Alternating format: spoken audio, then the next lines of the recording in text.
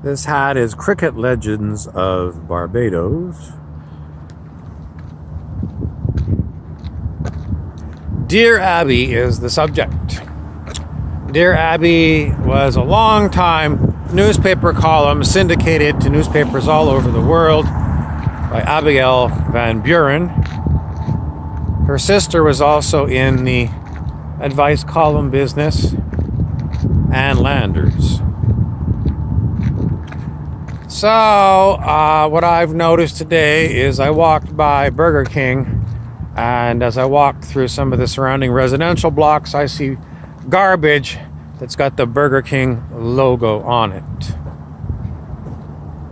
Is it Burger King's fault? Or is it the consumer's fault for throwing their garbage instead of depositing it in the garbage bins? I'll let you figure that out. Cricket Legends.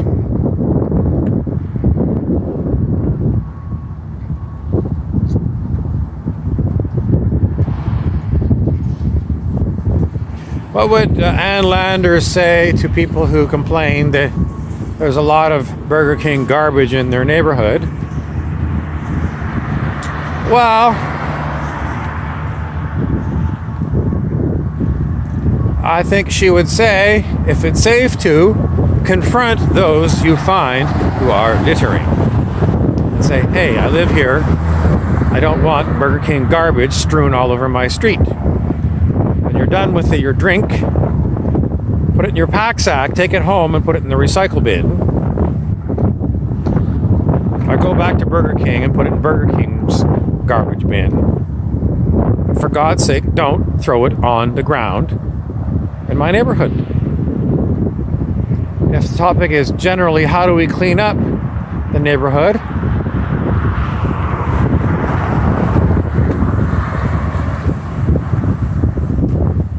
you're going to have a lot of internal fortitude to get the balls up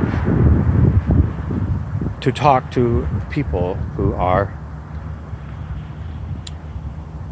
hooligans. Is it going to help you? Probably not. I wouldn't approach hooligans.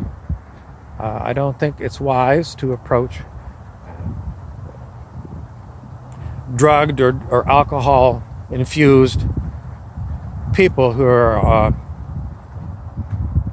out of their minds.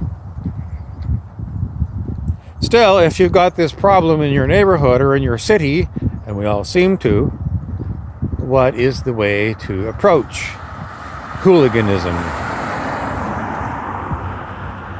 Some people in the old days would say, well, we're just going to get our own gang together and we're going to be vigilantes and we're going to find these hooligans and we're going to beat them to a pulp with a baseball bat.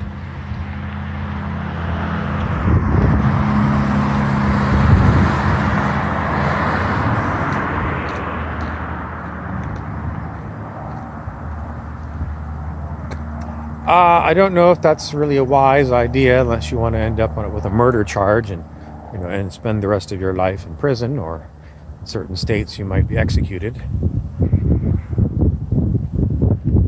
Still, the question remains what to do with the hooligans.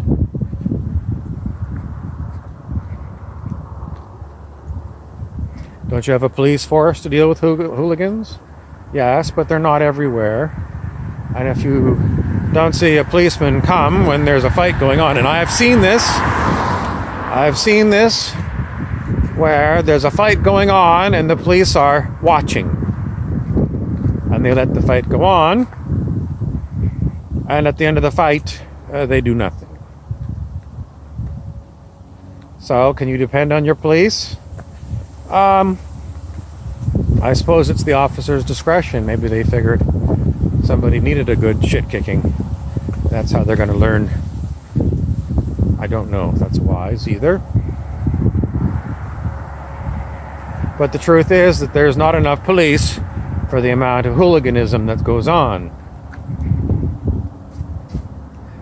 Your best bet to deal with hooliganism is for you to become very, very conscious. You become very conscious by becoming someone who meditates a hell of a lot. A hell of a lot. And then you become very sensitive to energies, it's usually called. And when you're feeling negative vibes around you, it's a warning to probably remove yourself from that situation as soon as possible. If you see low life around your neighborhood,